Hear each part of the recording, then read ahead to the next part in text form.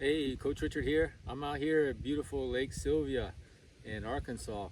Tomorrow is the start of the Arkansas Traveler 100. I just wanted to go over my gear, how I prepare my drop bag, and so forth. So tomorrow I'm wearing Hoka Speedgoat 5s. I have a new pair that I'll be wearing. Be wearing Brooks shorts. I have a new pair.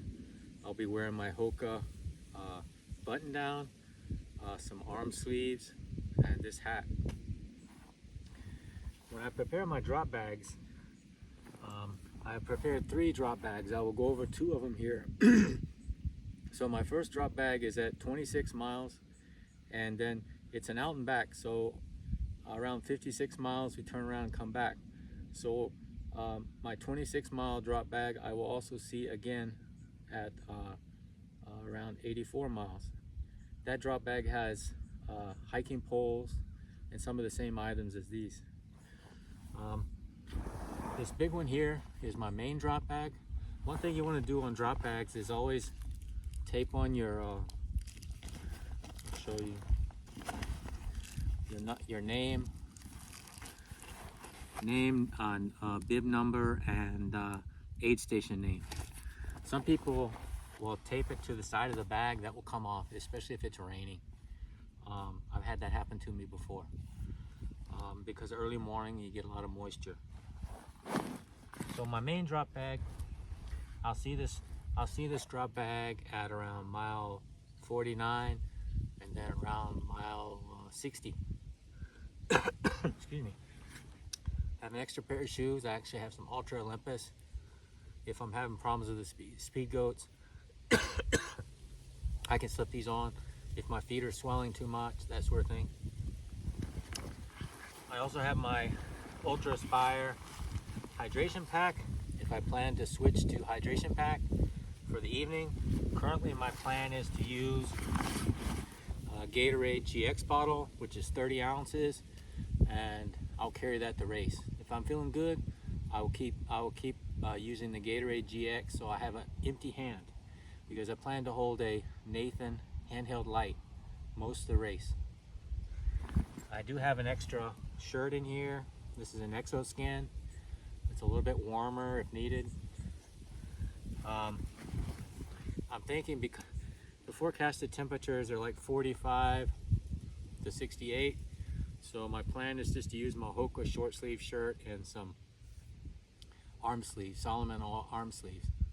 But worst case scenario, if it starts raining, I have this long shirt.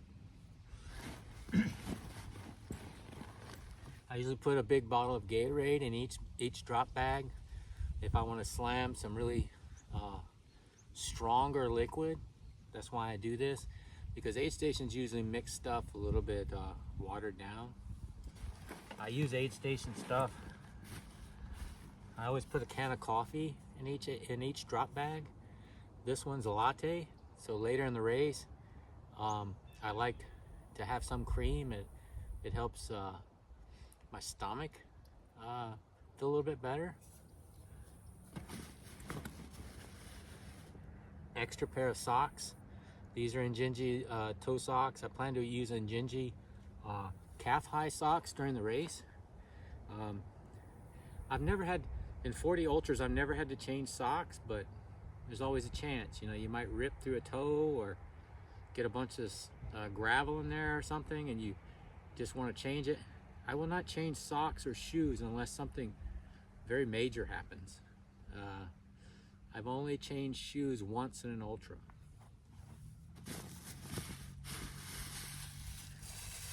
Each one of my drop bags has like a goodie bag. I've got some caffeinated Cliff Blocks in here. These are like 30 mg of caffeine. Cliff Blocks, Good Chews are very good for clogging up your system. What I mean by that is you won't be going to the toilet very much. This is a hack that I got from ultra runners that do the Arctic ultras. You know, because it's severe temperatures, you don't want to have to go do a poop in the woods. Well, they use gummy bears and stuff like this. It works well to clog up your system.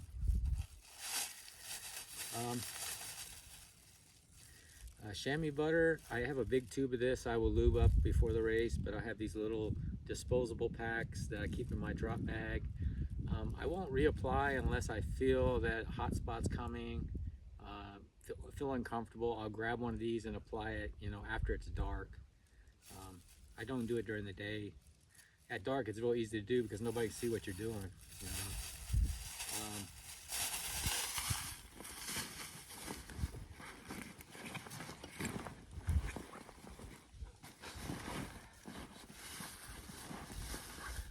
Grab my headlamp, and so I got my my big dog here. This is my Icon black diamond lamp.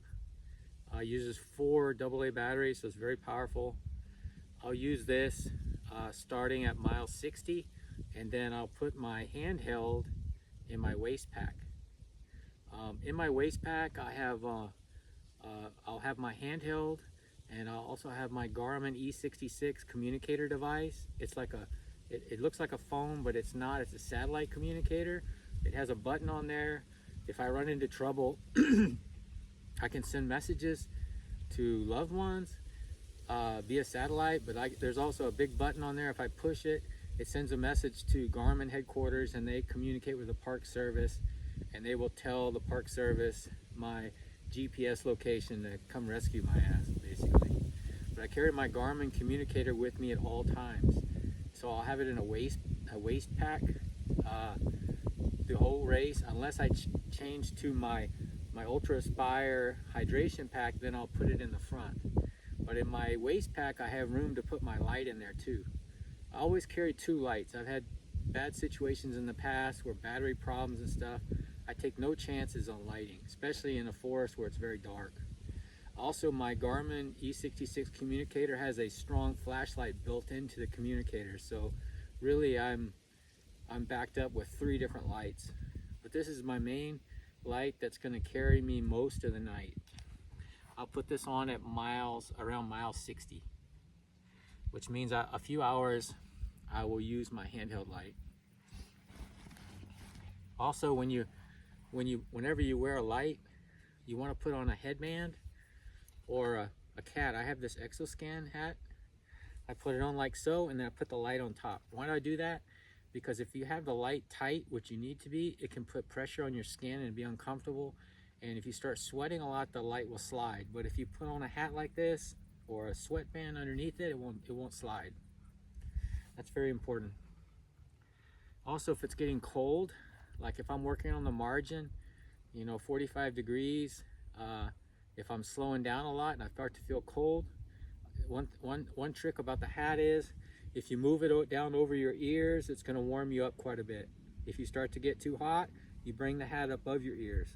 The ears can help you regulate the temperature a lot of your body. Okay, that's my main drop bag. And I got 2 other drop bags. This drop bag's it's going to be around mile 40 and mile 75. In this bag, I've got some clothes. That's why I'm using the extra protection bag. So if a cold front comes in during the middle of the night, I'll pass this drop bag probably around 2 in the morning. I've got a Solomon windbreaker, and I also have a long sleeve shirt. I can put this underneath my Hoka button down. I also have an extra bottle if I'm having problems with my big bottle, or if I'm getting too dehydrated. I will jump to using a second bottle, because I'll have a headlamp. I won't be using my handheld. If you're using a handheld, you can only use 1 bottle because you only got 2 hands. But if I'm using my headlamp, I can go to 2 bottles, and I'll do that if needed. I have another Gatorade. I even have another black diamond light, so if I take off on my other headlamp and after 15 miles it's giving me a problem, I can put this one on. And I've also got extra batteries in here too. So this drop bag is around about 40 miles going out and about 70 some miles coming back. So it's in a good location.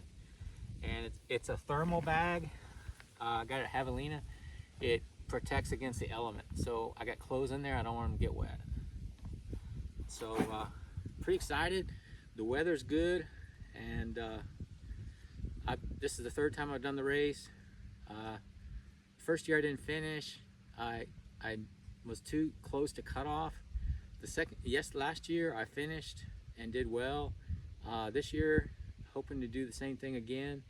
Goal is to finish, of course, but it's a tough course to do in 30 hours because 17,000 feet of climbing, and it's rough.